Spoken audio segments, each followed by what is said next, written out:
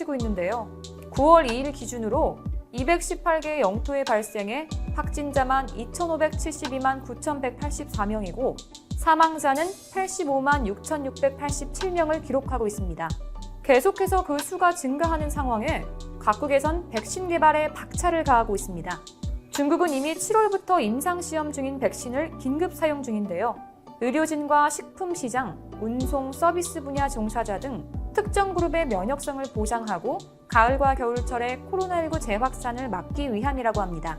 실제로 중국의 백신관리법에 따르면 중대 공공보건 사건이 발생했을 경우 임상시험 중인 백신을 의료진 등을 대상으로 긴급 사용할 수 있습니다. 하지만 임상시험 절차를 제대로 마치지 않은 백신이 시판될 수 있다는 우려도 높아지고 있습니다.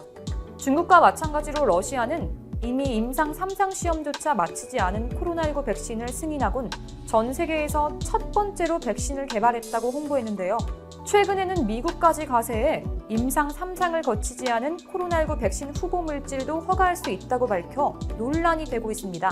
두 백신은 독감 백신에 널리 사용된 바 있는 AD5를 기반으로 만들어졌는데 이미 많은 사람들이 면역을 갖고 있어 그 효능이 매우 제한적일 것이란 분석이 나오고 있습니다. 오히려 해당 백신으로 인해 고열이 나거나 HIV에 대한 면역이 떨어질 수 있는데요.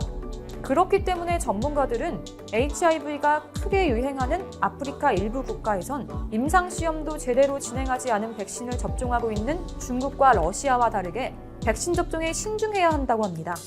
이런 와중에 스웨덴은 집단 면역을 시도했다가 누적 사망자만 3,000명에 육박하는 혹독한 대가를 치렀죠.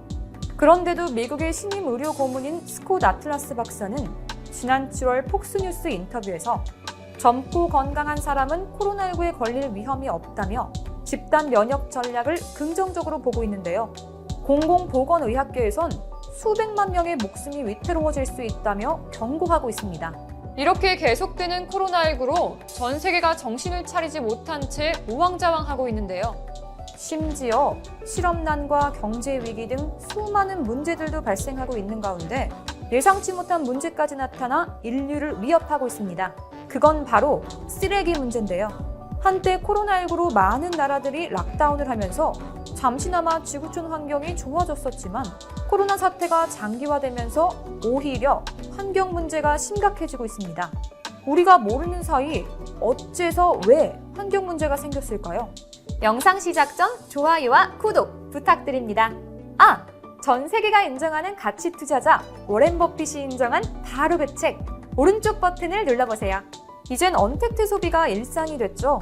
여기서 언택트 소비란 접속을 뜻하는 콘택트에 부정을 뜻하는 언을 붙인 신조어로 소비자와 직원이 만날 필요가 없는 소비 패턴을 말합니다. 이 언택트 소비의 대표적인 예로 택배와 배달 서비스가 있는데요.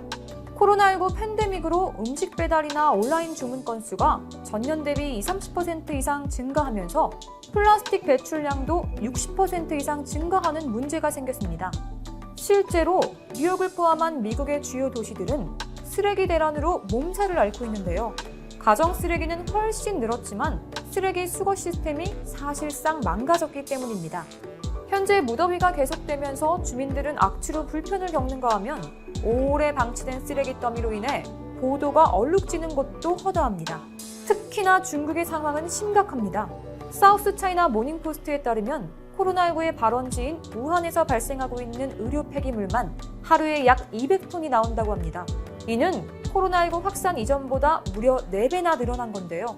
아직 정확한 통계가 나오진 않았지만 지난 한 달간 약 1억 1,600만 장에 달하는 마스크가 중국 전역에서 생산된 만큼 앞으로 중국에서 발생할 의료 폐기물량도 어마어마할 것이라는 전망이 나오고 있습니다. 문제는 중국의 의료 폐기물 처리 시설이 매우 열악하다는 점인데요. 마스크와 기타 보호 장비, 특히 의료진과 코로나 바이러스에 감염된 사람들이 사용한 물품은 살균한 후 전용 시설에서 고온으로 소각해야 하지만 현재 중국에는 이 소각 처리 시설의 수가 턱없이 부족합니다. 일본 역시 상황이 좋지 않습니다. 일본 지바현의 한 쓰레기 처리 시설은 코로나19 때문에 늘어난 쓰레기를 제때 처리하지 못하고 있는데요. 언택트 소비로 인해 쓰레기 반입량은 늘었지만 일소는 턱없이 부족하기 때문입니다. 상황이 심각해지자 교토부 카메오카시는 뒤늦게라도 플라스틱 용기를 줄이기 위한 캠페인을 시작했습니다. 바로 플라스틱 쓰레기 제로 쿠폰 캠페인인데요. 예를 들어 장바구니를 가져오면 10엔, 음식 용기를 지참하면 10엔, 플라스틱 수저 등을 거절하면 10엔 등 최대 50엔까지 쿠폰을 지급하는 겁니다. 하지만 이런 캠페인을 일본 전국에서 시행하는 것이 아니라 불과 몇 군데의 지자체에서만 시행하고 있어 아직 큰 효과가 나타나지 않고 있죠. 이렇게 쓰레기로 몸살을 앓고 있는 중국과 일본하고는 다르게 한국에선 이미 코로나19 이전부터 전국적으로 친환경 정책들을 수립해 실시하고 있었습니다. 환경부는 자원의 절약과 재활용 촉진에 관한 법률 제10조에 따라 2018년 8월부터 카페 매장 내 일회용 컵 사용을 규제하기 시작했습니다. 또 약 7개 프랜차이즈 업체에서도 시민단체 녹색미래 등과 업무 협약을 맺어 배달 시 나무젓가락과 비닐봉지 사용을 줄이기 위한 노력을 하고 있었죠. 특히 배달의 민족에서는 생분해가 가능한 소재를 쓴 종이 식품 용기를 출시했고, 자영업자 식자재 및 배달 비품을 판매하는 배민상회에서는 친환경 코팅 소재를 쓴 종이 식품 용기를 출시했습니다. 처음엔 한국에서도 환경을 위해 이렇게 변화된 것들을 어색해했었지만 이제는 카페나 매장 안에서 일회용 컵이 아닌 머그컵에 음료를 마시고 마트에선 검은 봉투가 아닌 쓰레기 봉투를 판매해 그 안에 물건을 담아주고 있죠. 또 자발적으로 장바구니를 챙겨 장을 보기도 하고 플라스틱 빨대마저 없애려는 노력까지 하고 있습니다. 실제로 한국에서는 종이 혹은 옥수수 전분, 쌀로 만든 빨대를 이용하는 매장이 많아졌는데요. 이처럼 기업과 국민들의 노력으로 국내 일회용품 수거량은 눈에 띄게 줄었지만 지난 2월부터 코로나19 감염 우려로 인해 일회용품 사용을 한시적으로 허용하게 되다 보니 한국에서도 쓰레기 양이 다시 증가하는 추세입니다. 게다가 코로나19로 인해 한국뿐만 아니라 전 세계적으로 마스크의 사용이 급격하게 늘고 있는데, 이에 프랑스의 한 환경단체에서는 일회용 마스크 사용에 대해 문제를 제기하고 있습니다. 일회용 마스크는 대부분 플라스틱 재질로 만들어져 자연에서 분해되지 않고 축적되는데, 이렇게 한 번 쓰고 버려지는 엄청난 양의 마스크가 환경에 심각한 영향을 끼치기 때문입니다. 하지만 전 세계가 불가항력으로 마스크와 일회용 플라스틱 용품을 많이 사용할 수밖에 없고, 이로 인한 환경 문제가 심각하게 대두되고 있습니다. 이때 한국이 마스크나 일회용 플라스틱 폐기물을 획기적으로 줄일 수 있는 사업을 구상해 지구촌 환경 문제의 희망으로 떠오르고 있죠. 한국의 효성그룹 화학섬유 계열사인 효성TNC는 지난 7월부터 제주도와 함께 폐플라스틱 재활용 사업을 벌이고 있습니다. 제주에서 버려지는 페트병을 수거한 뒤 이를 원료로 리사이클 섬유 브랜드인 리젠을 만드는 것인데, 가방 제조 스타트업인 플리츠마마가 이 섬유를 공급받아 가방을 제조하는 방식입니다. 최근에는 플라스틱 재활용이 환경보호 차원을 넘어 화학업체 생존을 결정짓는 핵심 변수가 되고 있다는 분석까지 나오고 있죠. 이에 LG화학은 지난 7월 내놓은 탄소 중립 성장 선언을 통해 폐플라스틱을 활용한 제품 개발에 적극 나서겠다고 선언했고, SK종합화학도 20% 수준인 친환경 제품 비중을 2025년까지 70% 이상으로 늘리겠다는 목표를 제시했습니다. 또 롯데케미컬은 지난 3월부터 폐페트병을 수거하는 사업을 시작했습니다.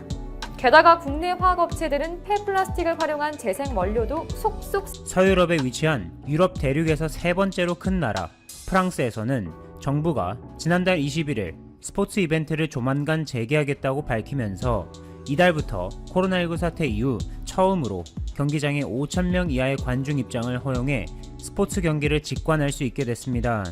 특히 잉글랜드 프리미어리그, 스페인 프리메라 리가, 독일 분데스리가, 이탈리아 세리에 A 등과 함께 유럽의 5대 프로축구 리그로 유명한 프랑스의 리그앙 경기 중 지난 13일에 열린 홈팀의 2부 리그 르아브르와 프랑스 프로축구의 절대 강자 파리 생제르맹 팀의 친선 경기에 5,000명의 관중이 직관해 세계적으로 큰 화제를 모았습니다. 특히 이 경기는 코로나19 사태 이후 최초의 유관중 축구 경기로 입장권이 단 6분 만에 매진됐고, 킬리안 은바페, 네이마르, 디마리아 등 세계적으로 유명한 파리 생제르맹 팀의 선수들이 마스크를 낀 채로 입장했고, 지금도 코로나19 최전선에서 땀을 흘리며 사람들을 구하는 모든 의료진을 위해 감사의 메시지를 전하는 옷을 입기도 했습니다. 물론 경기 내용은 9대 0이라는 파리 생제르맹의 일방적인 승리였지만 이번 경기의 승패를 떠나서 프랑스 프로축구가 다시 돌아와 매우 기쁘다는 것이 프랑스 시민들의 주된 반응으로 만족감이 높았습니다. 물론 유럽 축구계에서 기쁜 일만 있는 것은 아니었습니다. 대한민국의 자랑이자 월클 수준의 세계적인 축구 스타 손흥민 선수가 잉글랜드 프리미어리그에서 뛰고 있는 팀 토트넘에는 윙백으로 맹활약하며 손흥민 선수와도 좋은 호흡을 보여주고 있는 코트디부아르 출신의 세르주 오리에 선수가 있는데, 안타깝게도 지난 13일 프랑스 툴루즈의 어느 술집 근처에서 그의 남동생이 총격으로 사망했다는 소식이 전해져 축구 팬들에게 큰 충격을 주기도 했습니다. 이처럼 프랑스에서 전해진 안타까운 소식은 축구계에서뿐만 아니라 프랑스에서 유학하고 있는 한국인들과 관련된 것도 있어 논란입니다. 때는 지난 7일 프랑스 현지 언론 미디 리브르는 현지 시간 밤 11시 반쯤 프랑스 남부 몽펠리에 중심가에서 20대 한국인 유학생이 현지의 10대 청소년 여러 명으로부터 아시아인을 비하하는 조롱 섞인 폭언 등 인종차별을 당했고, 이에 한국인 유학생이 항의하자 무차별적으로 집단 폭행을 당해 결국 병원에 실려가는 사건을 보도해 충격을 줬죠.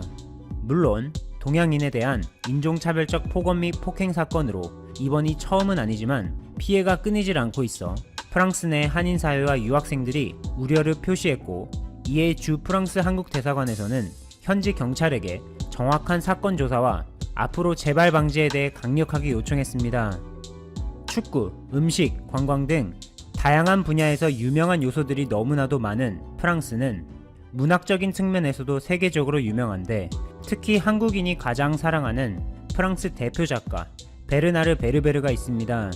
베르나르 베르베르는 1961년생 프랑스 출신으로 툴루즈 제1대학교 법학과를 나온 저널리스트이자 개미, 나무, 파피용, 죽음 등의 작품으로 잘 알려진 유명 작가로, 이번에 한국과 프랑스 이원 생중계를 통해 한국 독자들과 만남을 가져 세간의 이목을 모았습니다.